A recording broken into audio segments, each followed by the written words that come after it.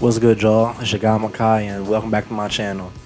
And Russell Westbrook, he really needs to get his act together, because what I saw last night was just unacceptable. It was ridiculous. It was just blasphemous, as Stephen A would say. Because I ain't gonna lie, I'm not, some closet Rockets fan. Like, I want to see the Rockets succeed or win the championship. But I just hate it when a player that's supposed to be better is just so garbage. Especially in the playoffs. Westbrook has a history of, not showing up in the playoffs, really doing terrible in the playoffs. Last night he had 10 points, 4 of 15 shooting. He was a minus 15. And I mean 7 turnovers. It was tough to watch. Cause like I'm watching the game and it's like he does the same thing constantly. And a smart defensive team like the Lakers, one of the best defensive team in the league, they're going to figure out what you're trying to do. If every time he drives, he's looking around instead of looking at the basket, we're obviously going to know he's going to try to pass it out. You know what I'm saying?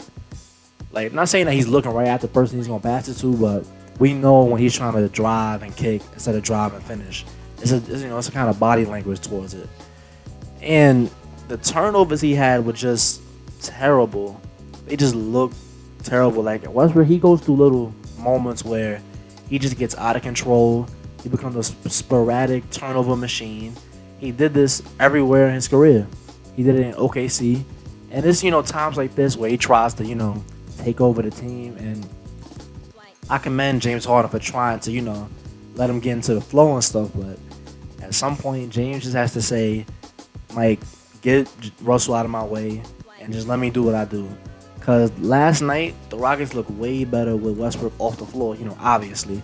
Because when you surround James Harden with, 4 other shooters, then the Rockets are going to be much more valuable because, you got to send 2 at James Harden if you really want to contain him. And once you send those 2, another shooter's going to get open. You know how many threes the Rockets take, so that's going to open up their game mode. They like to do is shoot threes. When Westbrook is on the court, the Lakers, they just didn't even bother even looking at him when he was shooting a 3. Like, they were literally paint sitting for him as if it was like 2K or something.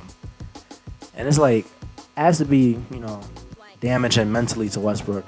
Because when you get left wide open, and you're a big-time player, but when a team is disrespecting you, leaving you wide open for a 3, and you're constantly missing them, it can get into your head like, maybe I should stop shooting these 3s, and you can get out of your game. But Westbrook, he needs to go back to the mid-range shots he used to take. Not used to, but that he does take. Because really, he's really the only one in Houston who's allowed to take mid-ranges, it looked like. Because last night I saw Robert Covington pass up a wide open mid-range for a contested Daniel House 3, and I was like, Jesus Christ. But yeah, Westbrook, he needs to, go back to what he was doing. They need to surround him with 4 shooters, allow him to drive to the basket, and then we'll see what happens from there. Like, I don't think the Rockets are going to win this series anyway because Anthony Davis can't be guarded by anybody in Houston. LeBron James can't be guarded by anybody in Houston. And it's just like, it was a bad matchup as soon as the series got set. But for them to have a chance, because you saw what happened in Game 1. James Harden went off. Russell Westbrook had a decent game.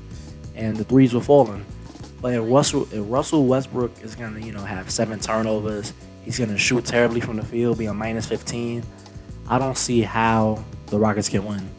Because you can't give up so many points on defense and then not convert on offense.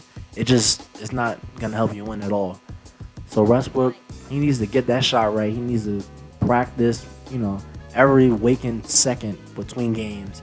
Practice that 3-point shot, because if those shots aren't falling and we can rely on him missing wide open shots, the defensive scheme for the Los Angeles Lakers is gonna be too easy. Because if we don't have to guard one of your players and we know he's gonna miss, look at us in transition. That's what we love to do. But this is about Russell Westbrook. Russell Westbrook needs to get his act together. He finally is in an amazing situation. I feel like they did the small ball thing to mostly help his game, because he's the one that stands to benefit the most from no center. The paint clears up for him. He can drive, which is the best part of his game besides the passing. And like, if he's not gonna utilize Houston giving up the center position for him, then I don't see how Houston and Westbrook keep their relationship going. I don't see any reason Houston would, think about keeping him. Not that they, trade him so soon, but if the Rockets just fall apart this season, something has to change in there. If the Rockets lose, I think Mike D'Antoni, he's out, because it would have been consecutive years that this whole, James Harden isolation every single play, live and die by the three thing didn't work out. And whenever something is not working, you need a culture change. You need to change what y'all do, change the game plan. So Russell Westbrook needs to get it together. James Harden needs to keep doing what he's doing.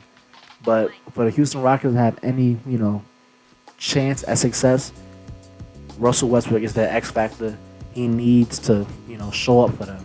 He needs to be good. He needs to be dominant for the Houston Rockets to have a chance at an NBA title anytime in the near future. Alright guys, if you see the end of this video, thank you. Don't forget to like, comment, and subscribe, and I'll see you on the next one.